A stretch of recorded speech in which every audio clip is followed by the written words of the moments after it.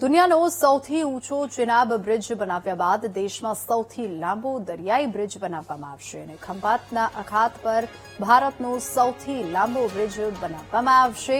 30 કિલોમીટરનો બ્રિજ બની ગયા બાદ ભાવનગરથી ભરૂચનું અંતર માત્ર 45 મિનિટમાં કાપી શકાશે।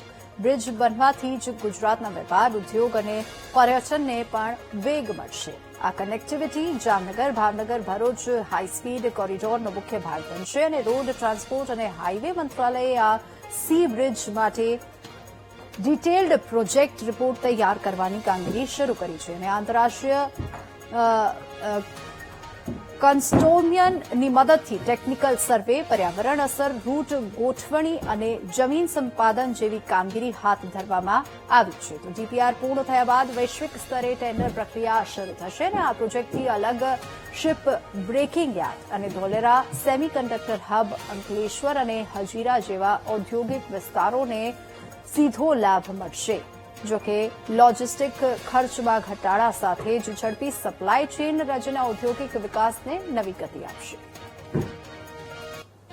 સી બ્રિજની જે જાહેરાત ભાવનગર ઘોઘાથી ભરૂચની જે જાહેરાત થઈ છે એ સાંભળીને ખૂબ જ આનંદ થયો।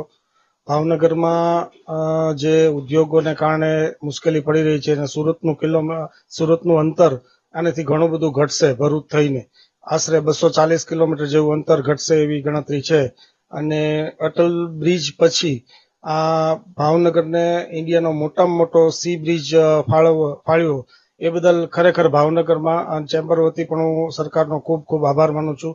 ભાવનગરને ખૂબ જ લાભ થવાના છે કારણ કે આટલો સરસ બ્રિજ જો 30 કિલોમીટરનો બને તો ભાવનગર ભરૂચ વચ્ચેનો જે રસ્તો અત્યારે 5 થી 6 કલાકનો છે એ 45 મિનિટમાં તમે ત્યાં પહોંચી શકો।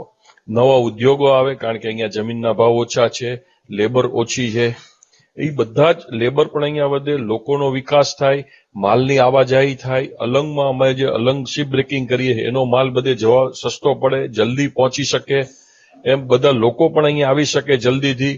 એમ જામનગર પણ આ બાજુ આપણી કનેક્ટિવિટી વધે એટલે ત્યાંના ઉદ્યોગો પણ અહીંયા આવે કારણ કે બધી જગ્યાએ અત્યારે ઉદ્યોગો જે ત્યાં છે એનું ટ્રાન્સપોર્ટેશનનો જે બધા પ્રોબ્લેમ છે એ બધા જ પ્રોબ્લેમો નીકળી જવાથી ભાવનગર હબ બની જશે અને સૌથી વધારે વિકાસ ભાવનગરનો થશે। ભાવનગરથી ભરૂચ 45 મિનિટમાં એટલે કે હવે દેખાઈ રહ્યું છે કે આવનારા દિવસોમાં ભાવનગર છે સૌરાષ્ટ્રનું પ્રવેશદ્વાર બનશે। આ માર્ગ બનવાથી ખરેખર તો આપણા દેશની જીડીપીમાં પણ ઘણો બધો ફેર પડી જશે।